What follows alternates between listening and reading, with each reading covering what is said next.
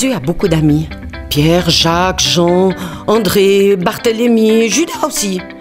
Mais il y a une famille qu'il aime particulièrement, c'est la famille de Marthe, Marie et Lazare. Mais qu'est-ce qu'il a, Lazare? Tu te sens pas bien, Lazare? T'es malade? Qu'est-ce qui se passe? Eh ben oui, Lazare est vraiment malade. Il part se coucher. Oh ben ça fait rien, on va demander à Jésus de venir le guérir, parce que Jésus, il a déjà guéri des aveugles, des muets, des boiteux. Il va venir guérir Lazare. Mais Jésus est parti en voyage. Alors Marthe et Marie appellent un voisin et lui disent « Écoute, tu vas partir à la recherche de Jésus et tu vas lui dire que son ami Lazare est malade. » Et le voisin part. Il a marché de nombreuses heures, peut-être même un jour ou deux, jusqu'à ce qu'il rencontre Jésus. Jésus, c'est Marthe et Marie qui m'envoient. Ton ami Lazare est malade. Alors Jésus dit, oui, mais c'est pas une maladie qui mène à la mort. C'est bien, c'est juste une maladie qui va montrer comment Dieu est puissant. Et Jésus reste là, encore 2 jours. Au bout de 2 jours, il dit à ses amis, « Bien, maintenant nous allons aller réveiller Lazare. » Oh, ben s'il dort, il va être guéri. Non, Lazare est mort. Et on va y aller. Quand Jésus arrive dans le village de Béthanie, il y a une foule de gens qui sont venus consoler Marthe, consoler Marie, parce que Lazare est mort depuis au moins 4 jours déjà. Alors Marthe se précipite hors de la maison à la rencontre de Jésus.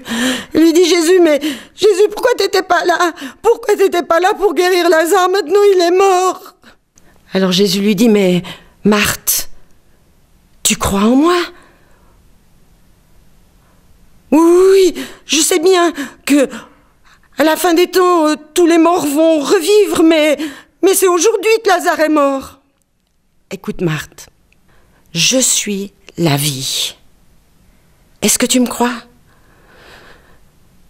Alors Marthe appelle sa sœur Marie et elle lui dit, viens, il y a Jésus qui est arrivé. Et Marie, c'est la même chose, elle dit à Jésus, mais pourquoi t'étais pas là? Pourquoi t'étais pas là? Et quand Jésus voit ça, eh ben lui aussi, il pleure. Parce qu'il aime Marthe et parce qu'il aime Marie. Alors il demande, où est-ce que vous l'avez mis? Ben écoute, on l'a mis, tu sais, dans la grotte, là-bas, vers le cimetière, et puis on a mis une grosse pierre devant, et voilà.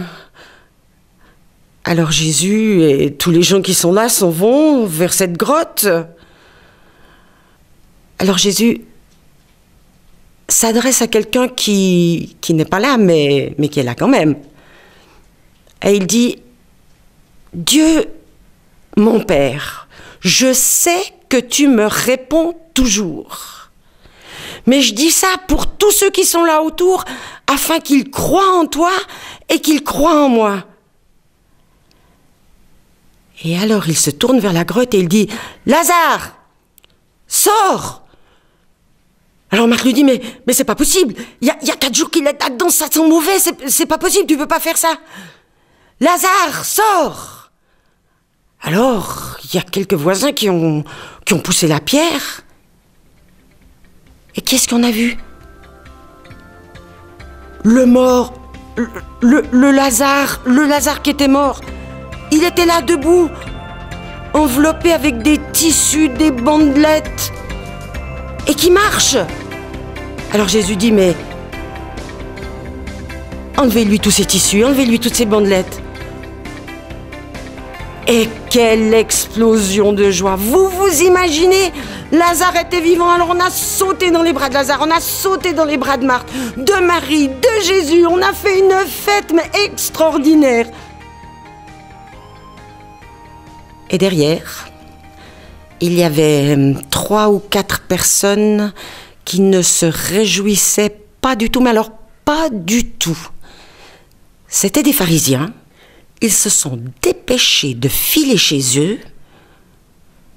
Et ils ont commencé à discuter. Mais vous avez vu ce que Jésus a fait?